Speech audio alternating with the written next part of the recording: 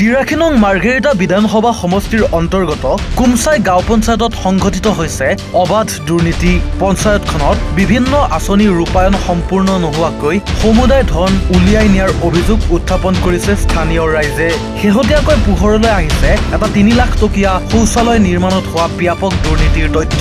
পঞ্চায়তটোৰ অন্তৰ্গত খাৰাংকং মধ্য ইংৰাজী বিদ্যালয়ত পঞ্চদশ বিত্তীয় বৰ্ষত 3 লাখ টকা অনুমোদন সাপেক্ষে এটা শৌচালয় নিৰ্মাণৰ আবণ্টন দিয়া হৈছিল। প্ৰথম পৰ্যায়ত শৌচালয়টোৰ নিৰ্মাণ কাৰ্য ক্ষীপ্ৰ গতিত আৰম্ভ হৈছিল যদিও পৰৱৰ্তী সময়ত নিৰ্মাণ কাৰ্য প্ৰায় স্তব্ধ হৈ পৰে আৰু বৰ্তমানলৈ শৌচালয়টো সম্পূৰ্ণ হৈ নুঠিল। স্থানীয় ৰাইজৰ অভিযোগ অনুসৰি উক্ত শৌচালয়ৰ নিৰ্মাণ সম্পূৰ্ণ নকৰাকৈ পঞ্চায়তৰ গ্ৰাম স্বৰাজ পৰ্টেলত কাম সম্পূৰ্ণ হোৱা বুলি উল্লেখ আছে। এই সম্পৰ্কত গাঁৱৰ ৰাইজে পঞ্চায়ত সচিবজনক বাৰম্বাৰ অৱগত কৰি আহিছে যদিও প্ৰতিবাৰেই পঞ্চায়ত সচিবজনে দায়হৰা মন্তব্যৰে গাঁৱৰ ৰাইজক উপলুঙা কৰি অহাৰ অভিযোগ উত্থাপন হৈছে। গাঁওবাসীৰ অভিযোগ অনুসৰি উক্ত শৌচালয় নিৰ্মাণৰ ক্ষেত্ৰত চৰম দুৰ্নীতি সংঘটিত হৈছে। এই ক্ষেত্ৰত পঞ্চায়ত সচিবজনক চুতীয়া আৰু কনিষ্ঠ অভিযন্তাগৰাকীৰ ওপৰতে সন্দেহৰ আঙুলি টোৱাইছে স্থানীয় ৰাইজে। তাতোকৈ দুৰ্ভাগ্যজনক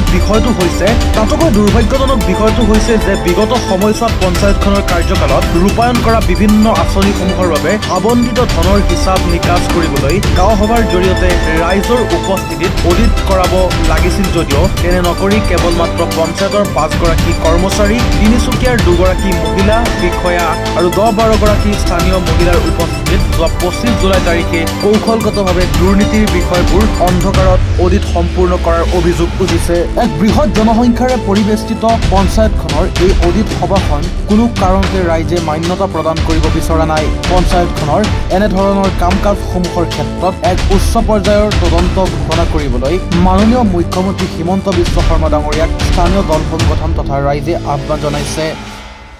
কম চৰকাৰী ধন আত্মসাত কৰিছে কেলে আমাৰ দৰ্জা খিৰিকী নোহোৱালৈকে কোনো এটা কাম সম্পূৰ্ণ নহয়। যিকোনো অফিচ হওক, যিকোনো কাৰ্যালয় হওক, এখন দৰ্জা থাকেই। তাত এতিয়া মই পঞ্চায়তক কৈছিলোঁ পানীৰ টাংকিটো লাগে, তেতিয়া পানীৰ টেংকিটো আৰু দৰ্জাখনৰ সৈতে 15 দিনৰ ভিতৰত বনাম বুলি পঞ্চায়তৰ গোটেই ষ্টাফখিনি যিখিনি আছে সিহঁতি কথা দিছিলে 15 দিনৰ ভিতৰত কৰিম বুলি। আজিলৈকে কৰা নগ'ল। গতিকে তেখেতলোকে সম্পূৰ্ণ দুৰ্নীতি কৰি আছে আমাৰ পঞ্চায়ত। ঠিকাদাৰ কোন হয়? ঠিকাদাৰ যিটো লেট্ৰিন বনাইছিলে খাৰাংকং এম ই স্কুলৰ লেট্ৰিন বনোৱা ঠিকাদাৰ হ'ল বিমল গগৈ। কেইটা লেট্ৰিন পাইছে এনেকুৱা ধৰণৰ লেট্ৰিন? তেখেতে অথনি অলপ আগত উল্লেখ কৰিছিলে মিটিঙত, তাত 6টা নে 5টা লেট্ৰিন তেখেতে ঠিকা লৈছোঁ বুলি কৈছিলে। মই সিমানটো ভালকৈ নাজানো, কিন্তু কাম ভাল হ'ব লাগে সেইটো জানো। ধন্যবাদ। Thank U. জাগুনৰ পৰা প্ৰভাত বৰাৰ ৰিপৰ্ট, এনি ভাৰত 24। নমস্কাৰ, মই অজয় ফুকন আৰু এইখিনিতে সমূহ এনি ভাৰত চেনেলটোৰ যিসকল কৰ্মকৰ্তা আছে সকলোৰে মোৰ ফালৰ পৰা শুভেচ্ছা জ্ঞাপন কৰিছোঁ। অসমৰ আচলতে সংবাদ জগতত নতুনকৈ আচলতে এটি আত্মপ্ৰকাশ ঘটিছে আমাৰ নিউজ চেনেল এনি ভাৰত, আৰু এনি ভাৰতৰ এটা খুব ধুনীয়া এটা অনুষ্ঠান হ'বলৈ গৈ আছে।